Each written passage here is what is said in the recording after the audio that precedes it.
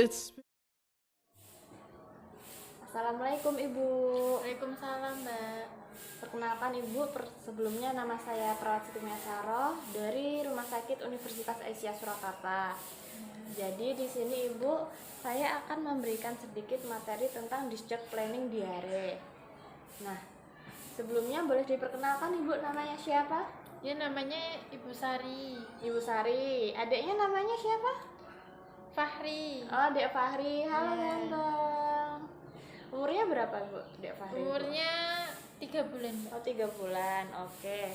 Karena di sini saya mempunyai tugas Ibu untuk memberikan pendidikan kesehatan tentang discharge planning diare. Nah, yaitu bertujuan untuk mengetahui apa itu diare, cara pencegahannya, dan lain-lain Ibu. Jadi, apakah Ibu bersedia saya melakukan tindakan tersebut? Iya, Mbak. Apakah Ibu sudah sudah siap? Sudah, Mbak. Kalau begitu langsung saja ya Bu ya. Nanti saya akan menjelaskan kurang lebih 5-7 menit. Ya.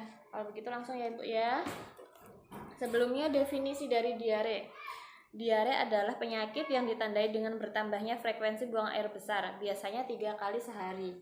Nah, dengan frekuensinya encer Ibu. Ya.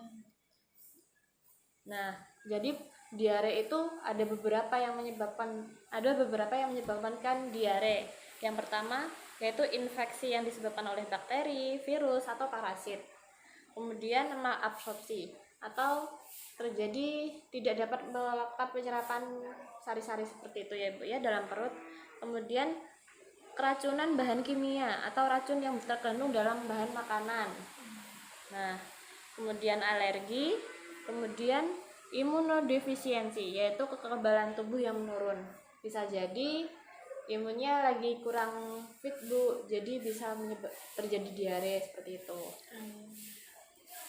Nah, gejalanya yang pertama feses lembek dan cair, kemudian nyeri dan kram perut, kemudian mual muntah, nyeri kepala, kehilangan nafsu makan, haus terus menerus, darah pada feses. Terus komplikasi yang terjadi pada penyakit diare yaitu ada beberapa Ibu. Yang pertama yaitu dehidrasi ringan hingga berat, kemudian sepsis infeksi berat yang bisa menyebar ke organ lain, kemudian malnutrisi terutama pada anak dengan usia kurang dari 5 tahun, kemudian ketidakseimbangan elektrolit karena elektrolit ikut terbuang bersama air yang keluar saat diare.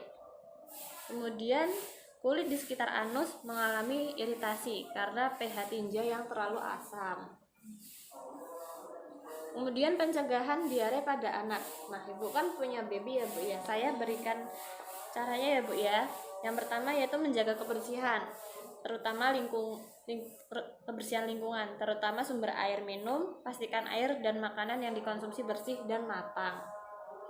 Kemudian membiasakan anak untuk mencuci tangan sebelum dan sesudah makan, setelah buang air kecil atau buang air besar, juga setelah memegang benda kotor. Nah, anaknya Ibu kan masih baby ya Bu ya.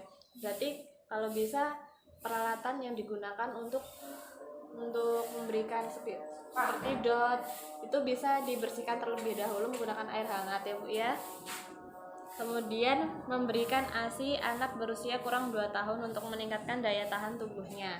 Nah, semisalkan adiknya ini diare, lebih baik diberikan ASI yang lebih banyak Bu dengan frekuensi lebih sering agar tidak terjadi dehidrasi seperti itu. Kemudian makanan yang baik untuk anak yang mengalami diare. Nah, kalau ini kayaknya belum perlu deh karena anaknya Ibu kan masih bayi. Tapi saya berikan juga nggak apa-apa buat nanti adiknya kalau udah besar.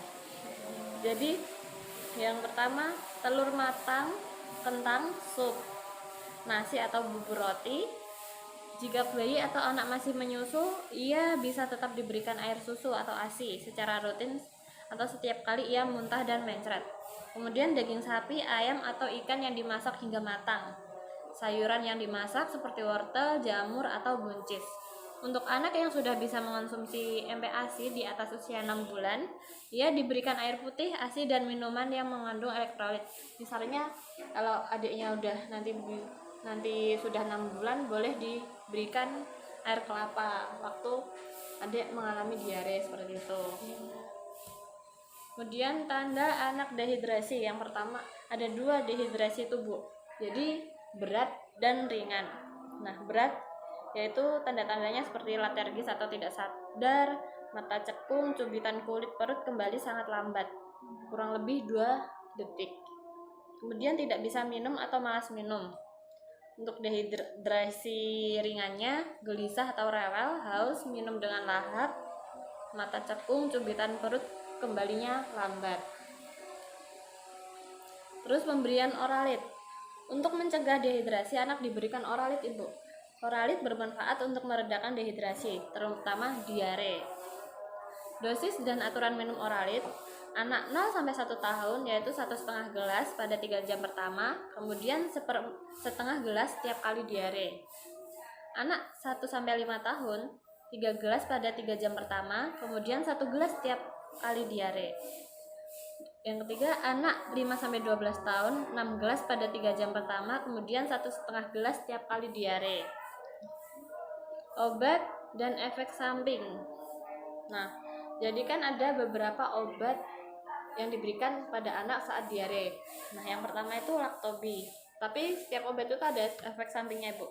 Efek samping dari Laktobi ini yaitu mungkin bisa terjadi setelah mengonsumsi Laktobi adalah perut kembung, rasa tidak nyaman di perut, serta rasa reaksi alergi terhadap Bifidobacterium dan Lactobacillus. Mungkin bisa terjadi alergi karena obat ini. Kemudian oralit, efek samping perutnya kembung, nyeri pada abdomen, hipernatremia. Kemudian laporamid, efek sampingnya pusing, kemudian sembelit dan kelelahan. Terima kasih. Jadi ini penyampaian materi tentang saya, Ibu, tentang diare. Sebelumnya apakah ada yang ingin ditanyakan terlebih dahulu? Tidak, Mbak. Oke, kalau tidak berarti Ibu sudah paham ya, Bu ya? Iya. Tadi boleh disebutkan salah satu contoh obat diare itu apa, Bu, buat anak? Oralit. Iya, kemudian Laktobi.